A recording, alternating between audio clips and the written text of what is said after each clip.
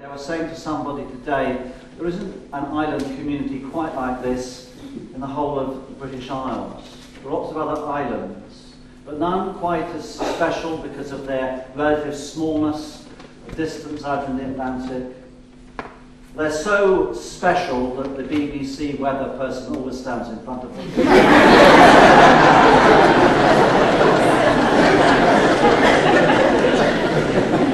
And when I'm in, that's something the council could do. They ought to do something useful, change, right?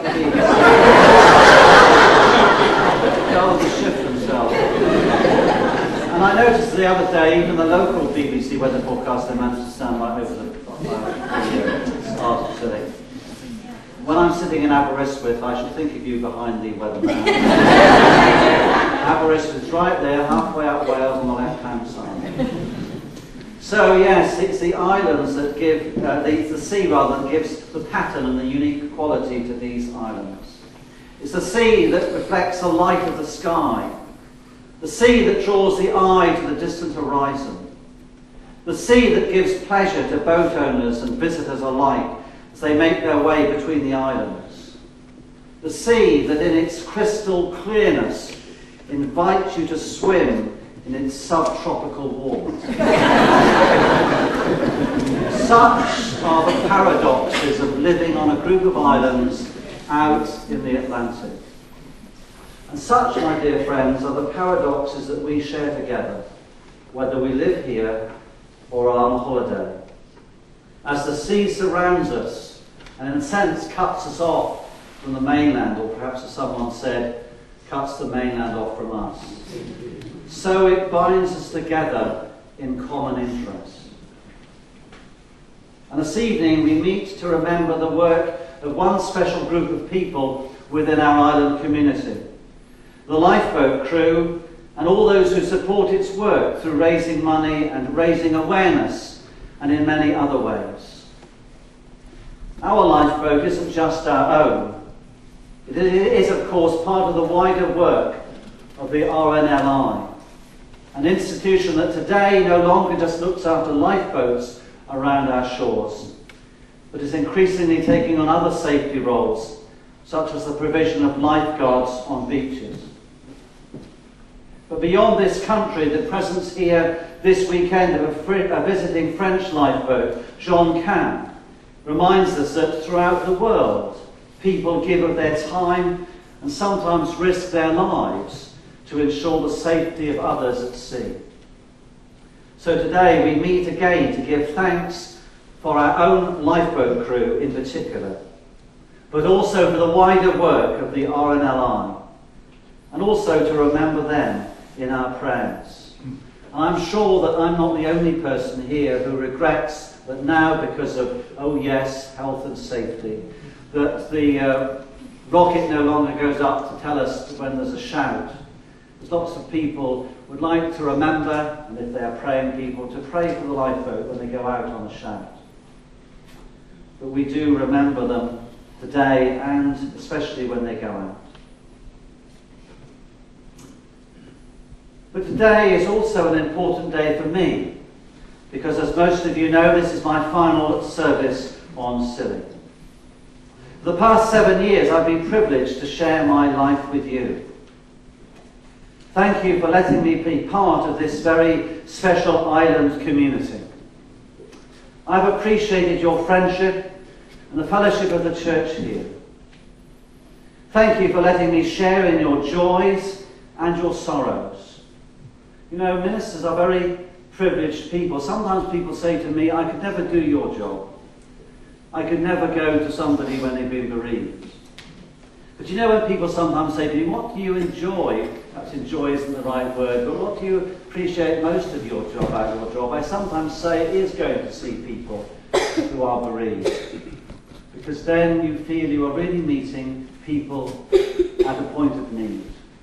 And I might just digress at this point to say to you, you know, sometimes when someone is bereaved, we don't know what to say to them. And you avoid them because you don't know what to say.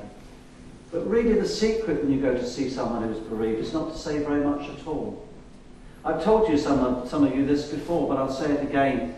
When I was a teacher, boy of 8 in my class hanged himself accidentally in a homemade garden swing. I was in my 20s. I'd hardly ever been to a funeral in my life before. And on that Saturday when I heard about it, I went to see his parents. And I walked in that door and I didn't know what to say or do. And I remember I put my hand on the father's shoulder. That's all I could do.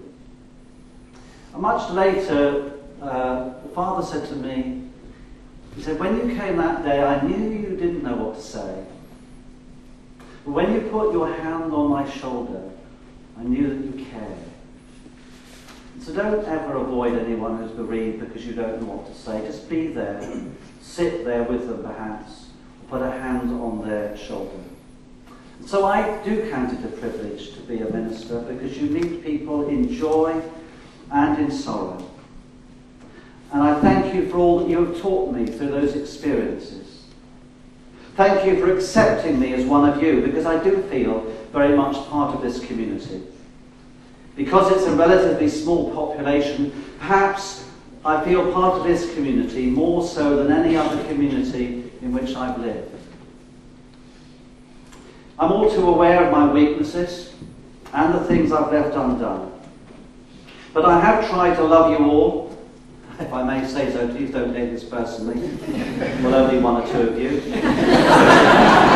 The good, the bad, and the ugly.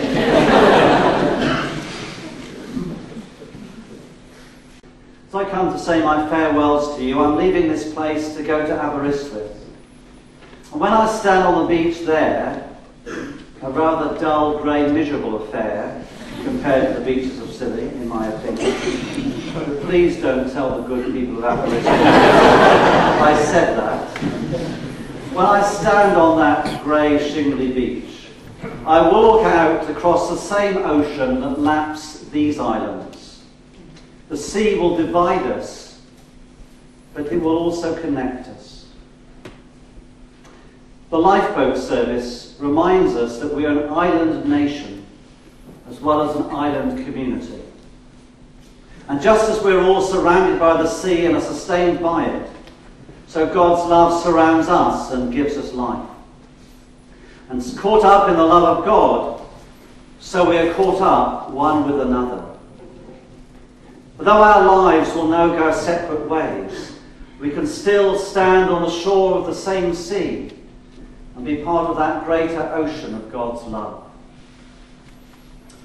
And who knows, like a message in a bottle that eventually and strangely ends up where it was first thrown overboard, so one day may find me landing once more on these familiar and very much loved islands.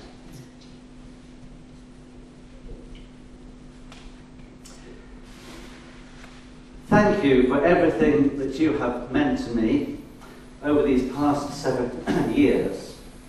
Thank you for letting me love you, and thank you too for your love which I feel this evening and have done in my years here. You are very special, and I shall miss you all very much. God bless you.